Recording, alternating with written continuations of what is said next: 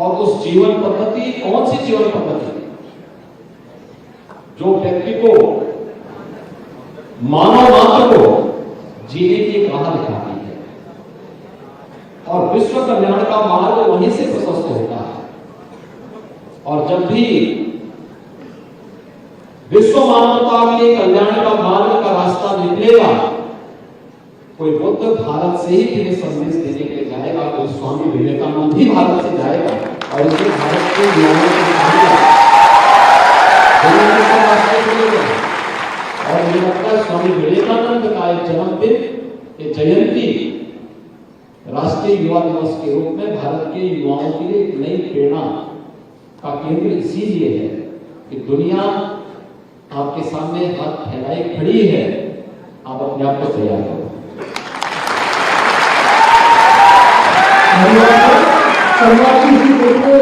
मैं सुशील कोमल उमर से अनुरोध करता हूँ, कृपया अपनी बात रखें, कृपया माइक उनको दें।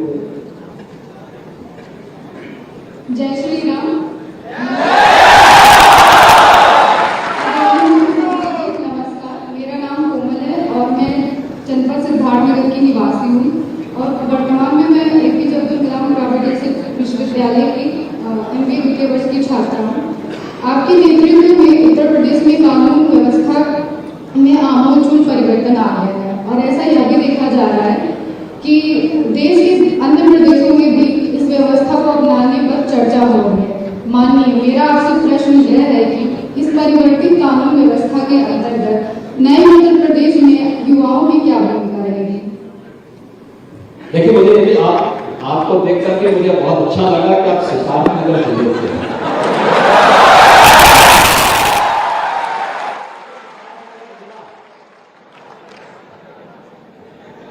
उत्तर प्रदेश का आकांक्षात्मक जनपद है। आदरणीय प्रधानमंत्री जी की प्रेरणा से सन 2018-19 में देश के 112 ऐसे जनपद चिन्हित हुए थे, जिन जनपदों ने शिक्षा, स्वास्थ्य, इंफ्रास्ट्रक्चर, रोजगार या स्किल डेवलपमेंट आदि के क्षेत्र में विकास की मुख्य धारा से पिछड़ गए थे। उनमें से 8 जिले यूपी के थे, 112 देश के थे, 8 जिले यूपी के थे। 8 में से एक सिद्धार्थनगर जिला भी है, लेकिन सिद्धार्थनगर जनपद को हम इस बात के लिए भी गौरवान्वित होते हैं कि महात्मा बुद्ध का बचपन और उनका जो राज्य था कपिलवस्तु, वह इसी सिद्धार्थनगर जनपद के था।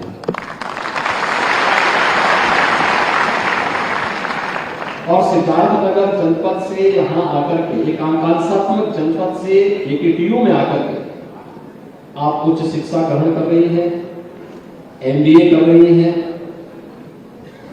दूसरा, मेरे लिए महत्वपूर्ण इसलिए भी है, जब गांव कोई बेटी ये कहती है कि हम उत्तर प्रदेश में सुरक्षित महसूस कर रहे हैं, तो मेरे लिए इससे बढ़कर के प्रसन्नता का दूसरा क्षण नहीं होता,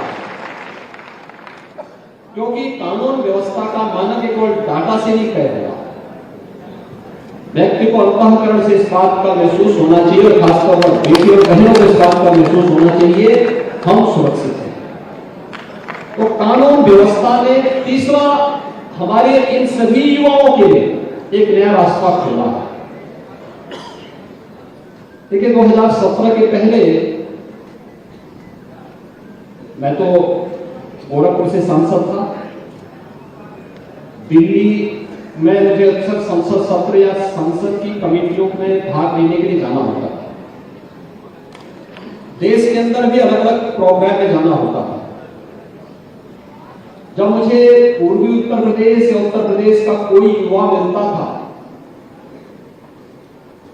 और मैं उससे पूछता था कि भाई कहां के रहने वाले हैं, कहां के रहने वाले हो, तो पहले इधर उधर देखता था और फिर धीरे से कहता था कि साहब हम देवरिया के, आजमगढ़ का तो फिर कोई नाम ही नहीं लेता था।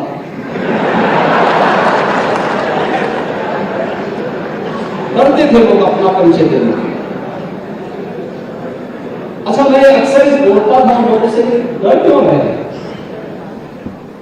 तो बहुत सारे युवा हमें इस बात को कहते थे कि देखिए साहब, हम इसलिए डर रहे हैं क्योंकि अगर हम परिचय दे देंगे उत्तर प्रदेश का तो हमें पहले ही इंटरव्यू से बाहर कर दिया जाएगा। पहचान छुपाते थे और बहुत परिवार ऐसे थे जिन्होंने अपनी बेटियों को पढ़ाई करने के लिए उत्तर प्रदेश से बाहर भेज दिया था, हॉस्टल में रखते थे। युवा भी अपनी पहचान को छुपाने के लिए मजबूर था, या किसी भी तबके का कोई व्यक्ति यूपी से बाहर जाता था अपनी पहचान छुपाता था। आप देखिए, बेहतर कानून व्यवस्था ये केवल उत्तर प्रदेश वासियों के लिए नहीं, देश और दुनिया के लिए एक नजीर बनी। तो उसका परिणाम क्या है? गत वर्ष 31 करोड़ टूरिस्ट यूपी में आया है। अब 31.5 करोड़, ये 31.5 करोड़ सामान्य संख्या नहीं है। एक टूरिस्ट आता है, अगर वह यूपी के अंदर आकर के $100 भी खर्च कर रहा होगा, यानी हम मान लें कि 8,000 छोड़िए 5,000 रुपया खर्च कर रहा होगा, आप अनुमान करिए कितना पैसा यूपी के अंदर आ रहा है।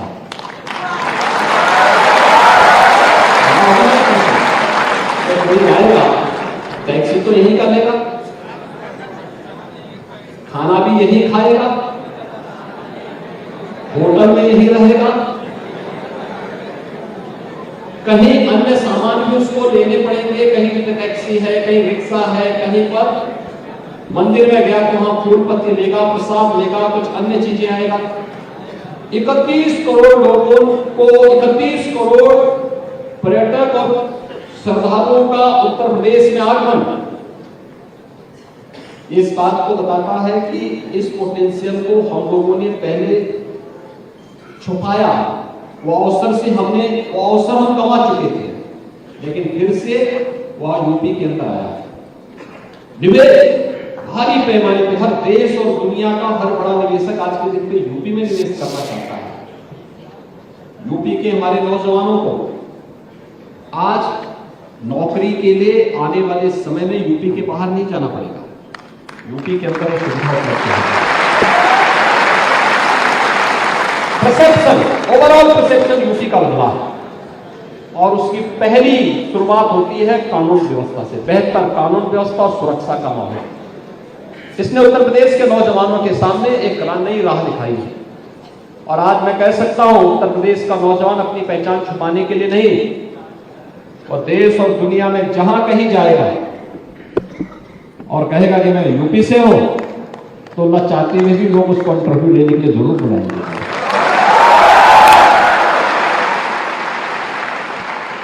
तो ये परसेप्शन बदलने में भी इसने बड़ी भूमिका का निर्वहन किया है। यूपी का परसेप्शन देश और दुनिया में बदला है, यूपी को एक नई पहचान दिलाई है, यूपी के बारे में लोगों का नजरिया बदला है, और ये बेहतर कानून व्यवस्था से उसकी शुरुआत होती है। मैं इसी कड़ी में श्री अंकुर तिवारी से अनुरोध करता हूँ, कृपया अपनी बात रखें, कृपया माइक दीजिए। आदरणीय मुख्यमंत्री जी प्रणाम। मैं अंकुर तिवारी, जनपद कानपुर के हाथ से युवा मंगल दल सदस्य। माननीय, मेरा प्रश्न आपसे ये है कि उत्तर प्रदेश की युवा मंगल दल के साथ आप सक्रिय रूप से जुड़े रहे हैं, तो आज की इस पावन अवसर पर आप युवा मंगल के सदस्यों को क्या संदेश देना चाहेंगे? अंकुर जी, आपको और आपके प्रदेश के सभी युवा मंगल दल और महिला मंगल दल को मैं हृदय से धन्यवाद देता हूं कि उनकी एक सक्रिय भूमिका में उत्तर प्रदेश के अंदर इस व्यवस्था को फिर से जीवित किया है। और अभी आपने देखा होगा कि राष्ट्रीय युवा दिवस के अवसर पर एक ऐप यहाँ पे लॉन्च किया गया है। प्रधानमंत्री जी नागपुर में इसको लॉन्च कर रहे हैं, देश भर के लिए, यूपी के अंदर भी मैंने यहाँ पे लॉन्च किया है। एक नया प्लेटफॉर्म आप लोगों को मिलने वाला है आज से। माई युवा भारत, माई भारत देश भर के सभी युवाओं को जोड़ने के लिए, और मैं आप सभी युवाओं से कहूंगा यहां एकेडीयू के सभागार में और प्रदेश भर के विश्वविद्यालयों से भी जुड़े हुए हमारे नौजवान हैं, उन सबसे इस बारे में कहूंगा वे माई युवा भारत के इस अभियान के साथ जुड़े। याद रखना, आपकी आकांक्षाओं को नया पंख लगाने का काम प्रधानमंत्री मोदी जी का नेतृत्व करेगा, इसमें कोई संदेह किसी को नहीं है। युवा मंगल दल की बड़ी भूमिका हो सकती है। एक आपको याद होगा कि हर युवा मंगल दल और महिला मंगल दल को हमारा युवा कल्याण विभाग स्पोर्ट्स किट उपलब्ध करवा रहा है। दूसरा, गांव में अवेयरनेस में आपकी बड़ी भूमिका हो सकती है।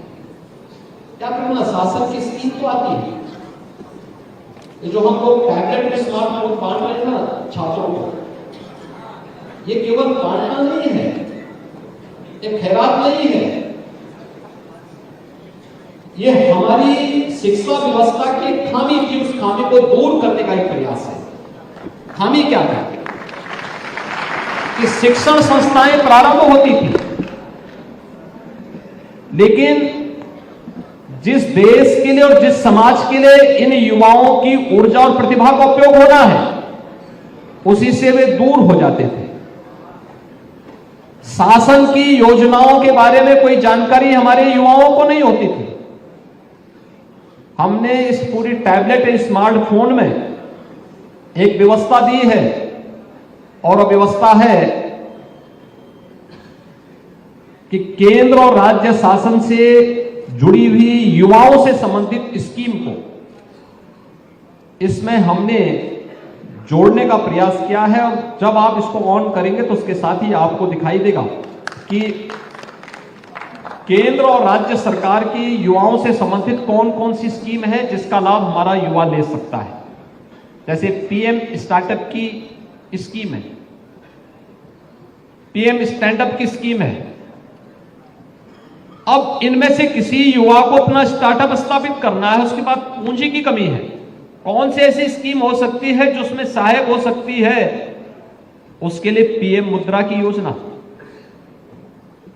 उसके लिए एक सहायक हो सकती है, उसके लिए सहयोगी बन सकती है, लेकिन उसको जानकारी नहीं।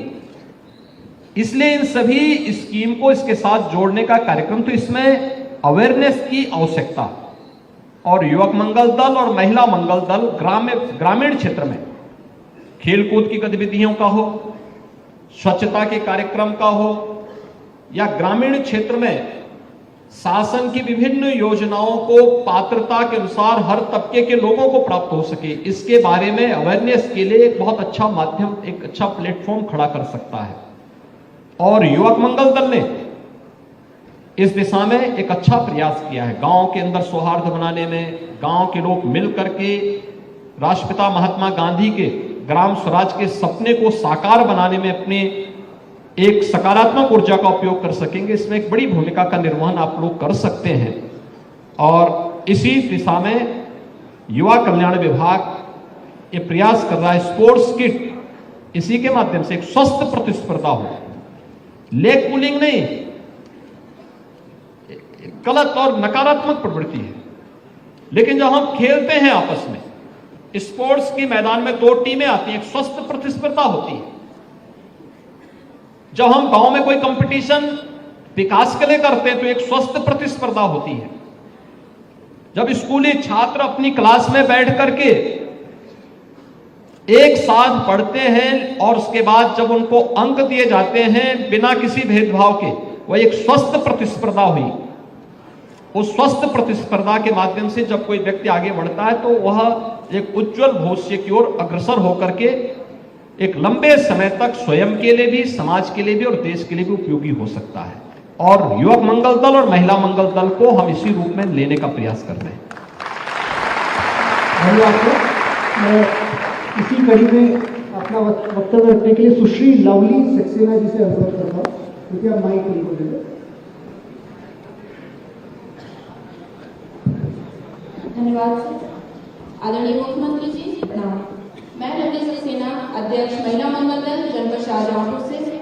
महोदय, हम सभी अखबारों में पढ़ते हैं कि उत्तर प्रदेश में आपकी वजह से करोड़ों अरबों का औद्योगिक निवेश हुआ है।